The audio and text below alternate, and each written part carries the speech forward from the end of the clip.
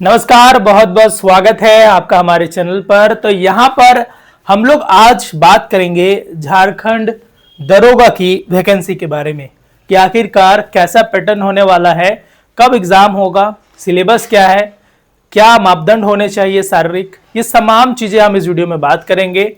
ये वीडियो बहुत ही इंफॉर्मेटिव होने वाला है। जो भी अभ्यर्थी झारखंड दरोगा यानी एसआई अगर तैयारी कर रहे हैं सब इंस्पेक्टर की, तो इस वीडियो को देखने के बाद उनको कहीं जाने की जरूरत नहीं है। इसमें पूरा डिटेल दिया हुआ है। सबसे पहले हम लोग बात कर लेंगे कि झारखंड दरोगा साल 2025 में आने वाली एक मोस्ट अवेटेड फॉर्म है और ये फॉर्म बहुत ही लोगों के लिए इंतजार का एक बहुत ही महत्वपूर्ण घड़ी है बोल सकते हैं। और इस एग्जाम को लेकर काफी बच्चे इसको तैयारी कर रहे हैं, काफी अभ्यर्थी इसको तैयारी कर रहे हैं। इसका पिछला जो वैकेंसी आया था साल 2017 में आया था, उसके बाद से झारखंड जी हाँ, इसकी जो दरोगों की वैकेंसी है उसका कभी भी जिक्र नहीं हुआ है और उसका लिया नहीं गया है।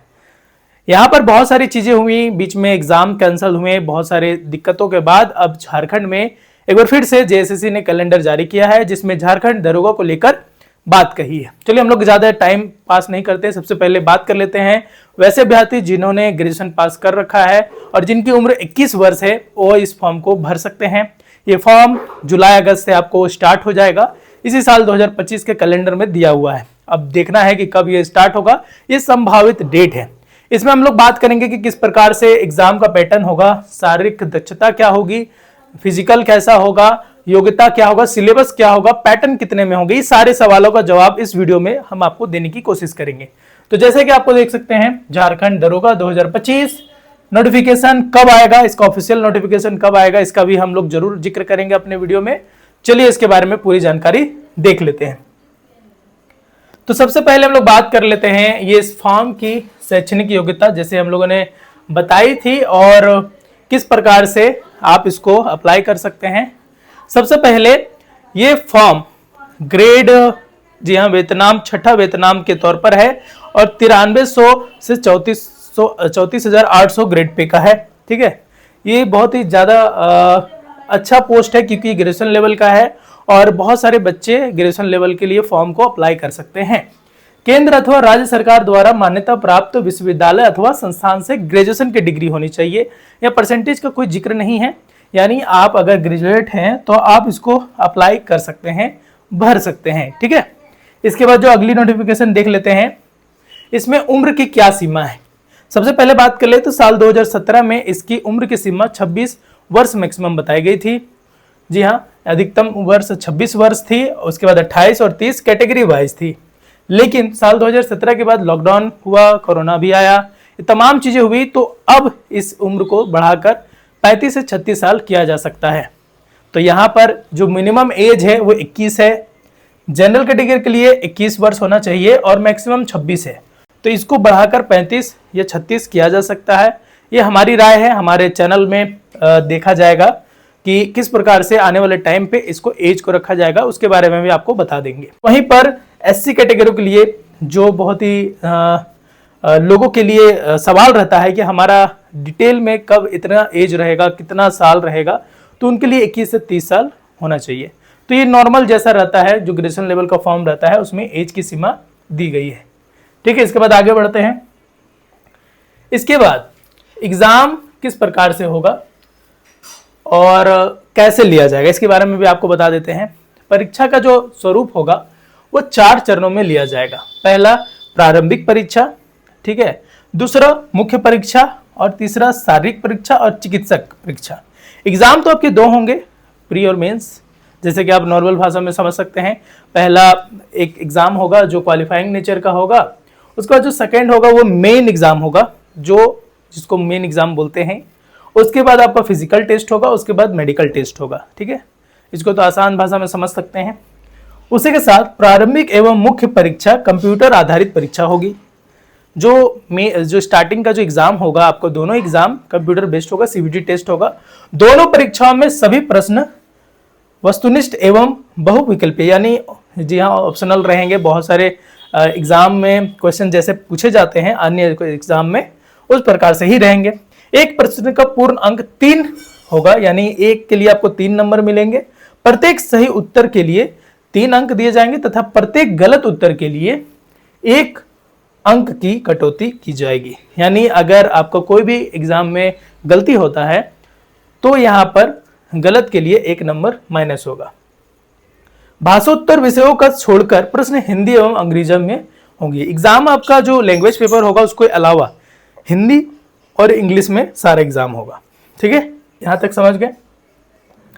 इसके बाद प्रारंभिक परीक्षा जो स्टार्टिंग में जो एग्जाम होगा, जो फर्स्ट एग्जाम होगा आपका, उसका कैसा पैटर्न होगा। प्रारंभिक परीक्षा में सामान्य ज्ञान का होगा। ठीक है, पत्र होगा जो आपका जनरल नॉलेज का होगा, जनरल नॉलेज या सामान्य ज्ञान जैसे बोल सकते हैं, जिसमें सामान्य ज्ञान में 120 नंबर होंगे। परीक्षा 2 घंटों का होगी, जिसमें सामान्य अध्ययन 30 प्रश्न का होगा। झारखंड राज्य से संबंधित ज्ञान जितना भी झारखंड से नॉलेज होगा उसका भी 30 नंबर। सामान्य गणित जनरल मैथ जिसको बोलते हैं 20 प्रश्न का होगा। सामान्य विज्ञान 20 प्रश्न का होगा। मानसिक क्षमता जांच ये 20 प्रश्न का होगा। ये टोटल मिला के आपका 120 नंबर का होगा जो स्टार्टिंग में होगा। इसके बाद प्रारंभिक परीक्षा के आधार पर रिक्तियों के 5 गुना अभ्यर्थियों का चयन होगा। मुख्य परीक्षा के लिए प्रारंभिक परीक्षा की मेधा सूची के अनुसार किया जाएगा, जिसमें उपलब्धता के आधार पर यह सुनिश्चित किया जाएगा कि आरक्षित पदों की संख्या के 5 गुना आधारित श्रेणी की अभ्यर्थी हो। यानी जो फर्स्ट एग्जाम होगा, जितना वैकेंसी रहेगा उससे 5 गुना ज्यादा लोगों को सिलेक्ट किया जाएगा और उन्हें बुलाया जाएगा।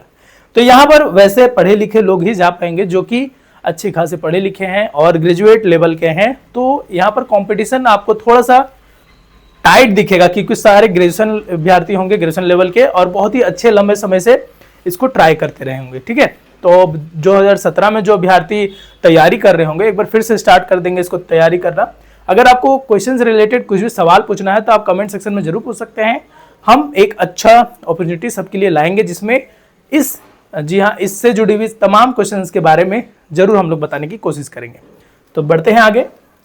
यहां तक आपको समझ में आ गया होगा। इसके बाद मुख्य परीक्षा जो मेन एग्जाम होगा, जो फर्स्ट एग्जाम हो गया आपका सामान्य ज्ञान, जितना भी जनरल नॉलेज का जितना भी आपका झारखंड से होगा, झारखंड जीएस, पूरा देश का जीएस जितना भी होगा एग्जाम, वो आपको पैटर्न समझ में आ गया। इसके बाद हम लोग बात कर लेते हैं मुख्य परीक्षा की। ठीक है, मुख्य परीक्षा में 3 पत्र होंगे, जिसमें पहला पत्र होगा भाषा का ज्ञान, जिसमें हिंदी और इंग्लिश से 60 प्रश्न पूछे जाएंगे। इस पत्र में हिंदी तथा अंग्रेजी दोनों भाषाओं के अनुच्छेद आधारित 20 प्रश्न तथा व्याकरण आधारित 40 प्रश्न रहेंगे। यहाँ पर एक और भी आर्टिकल था जिसमें सीधा सीधा कहा गया है भाषा ज्ञान की परीक्षा में न्यूनतम आहारतंक 30% होगा। न्यूनतम आहारतंक से कम अंक प्राप्त करने वाले अभ्यर्थी नियुक्ति के लिए चयन हेतु असफल अयोग्य माने जाएंगे तथा ऐसे अभ्यर्थी के लिए प्रश्न पत्र 2 एवं 3 का मूल्यांकन नहीं किया जाएगा। 30% अंक से अधिक प्राप्तांक को कुल प्राप्तांक में नहीं जोड़ा जाएगा, अर्थात इस विषय की परीक्षा क्वालिफाइंग प्रकृति की होगी। यहाँ पर लैंग्वेज जो रहेगा हिंदी इंग्लिश आपका, वो केवल क्वालिफाइंग नेचर का होगा। इसका सेकंड और थर्ड जो रहेगा पेपर उससे जोड़ा नहीं जाएगा। लेकिन अगर आप इसमें फेल करते हैं, 30% से कम लाते हैं, तो आपको सेकंड और थर्ड का जोड़ा नहीं जाएगा या आप क्वालिफाइंग नहीं कर पाएंगे। ठीक है, इतने समझ गए, आप आराम से समझ गए होंगे। इसके बाद जो प्रश्न मतलब पत्र 2 में रहेगा वो लैंग्वेज पेपर रहेगा, जिसमें हिंदी, अंग्रेजी, उर्दू, संथाली, बंगला, मुंडारी, हो, खड़िया, कुडुम, उराव, कुरमाली, खोरठा, नागपुरी, पंच परगनिया, उड़िया, संस्कृत में से जितने भी किसी एक भाषा की परीक्षा विकल्प के आधार पर अभ्यर्थी दे सकेंगे। इस परीक्षा में संबंधित भाषा के 100 बहुवैकल्पिक प्रश्न पूछे जाएंगे, यानी 100 ऑप्शनल क्वेश्चन पूछे जाएंगे, जिसमें अगर आपको खोटा के क्लासेस करने हैं तो आप हमें कमेंट सेक्शन में कमेंट करा सकते हैं। हम एक बेहतरीन टीचर आपके लिए मुहैया कराने वाले हैं, जो कि झारखंड दरोगा के लिए या जितने भी जेएसएससी के खोटा क्लासेस के लिए आपको अनिवार्य है, उसके लिए एक बहुत ही इंपॉर्टेंट क्लासेस स्टार्ट करने वाले हैं। अगर आपको कमेंट करना है तो कमेंट करके बता सकते हैं। इसके बाद आने वाले जो थर्ड पेपर है, पेपर 2 जो मेन एग्जाम का पेपर 3 रहेगा, जिसमें सामान्य अध्ययन 30 प्रश्न का रहेगा, झारखंड राज्य से संबंधित ज्ञान 40 पत्र, सामान्य ज्ञान 20 अंक, सामान्य गणित 20 प्रश्न, मानसिक क्षमता जांच 20 प्रश्न और कंप्यूटर का ज्ञान। यहाँ पर कंप्यूटर का ज्ञान भी बहुत मेहनत करता है, जिसमें 20 प्रश्न पूछे जाएंगे। कुल 150 का होगा आपको क्वेश्चन, और यही मैटर करता है आपके जॉब के लिए। ठीक है, ये समझ में आ गया होगा। इसके बाद मुख्य परीक्षा का पाठ्यक्रम, यहां से आपको एक और चीज भी देख लेनी है। परीक्षा में सभी कोटि के अभ्यर्थी के लिए न्यूनतम जो क्रमिक प्राथमिक सुधार तथा राजभाषा विभाग झारखंड रांची के संकल्प संख्या 13026 दिनांक 27/11/2012 के आलोक में निम्न प्रकार से निर्धारित रहेगा। यानी आपको किस प्रकार से परसेंटेज लाना है नेचर जिसको लिए आप क्वालिफाई कर सकते हैं। सामान्य के लिए जो जनरल कैटेगरी रहेंगे उनके लिए 40% है, पिछड़ा वर्ग 36.5%, अत्यंत पिछड़ा वर्ग 34% और अनुसूचित जाति अनुसूचित जनजाति महिला 32% आपको यहाँ के झारखंड के अगर स्थानीय निवासी है तब ये आपको परसेंटेज मिलेंगे। जब अगर आप यहाँ पर आरक्षण प्राप्त कर रहे हैं तभी आप इस फायदा का उठा सकते हैं, इस प्रतिशत का फायदा। अर्धांक से कम अंक प्राप्त करने वाले अभ्यर्थी नियुक्ति के लिए अयोग्य होंगे और उन्हें हटा दिया जाएगा। इससे अगर कम परसेंट लाते हैं तो आपका क्वालिफाइंग नहीं होगा, आपको हटा दिया जाएगा। इसके आगे बढ़ते हैं और यहाँ पर देख लेते हैं कि आखिरकार शारीरिक दक्षता यानी शारीरिक क्षमता कैसी होनी चाहिए। स्वस्थ होना चाहिए सबसे पहले इंसान को।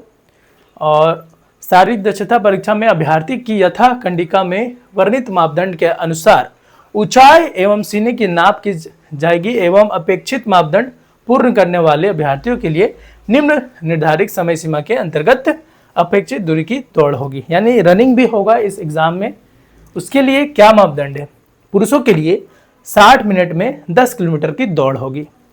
उसके बाद महिलाओं के लिए 40 मिनट में 5 किलोमीटर की दौड़ होगी। ये मापदंड 2017 में दिया गया था, लेकिन 2025 में इसको घटा भी जा सकता है क्योंकि ऐसे केसेस देखने को मिले हैं जहां पर बहुत ही दयनीय स्थिति हुई थी, तो हो सकता है इसको कम किया जाए, 10 किलोमीटर को घटा दिया जाए 1 घंटे में। शारीरिक दक्षता परीक्षा में कोई अंक दे नहीं होगा, किंतु इसमें सफल होना अनिवार्य है। यह परीक्षा क्वालिफाइंग प्रकृति का होगा, तो ये भी एक मैटर करता है। इसमें अंक नहीं जोड़े जाएंगे, लेकिन आप इसको क्वालिफाई करेंगे तभी आगे बढ़ पाएंगे, अन्यथा वहीं छटा जाएंगे। इसके बाद हम लोग बात कर लेते हैं हाइट की। अगर यह हाइट छूट गया होगा तो उसके बारे में फिर से एक बार बता देता हूँ। यहाँ पर अगर जनरल कैटेगरी के हैं तो आपकी हाइट 160 सेंटीमीटर होनी चाहिए और छाती 81 सेंटीमीटर का होना चाहिए।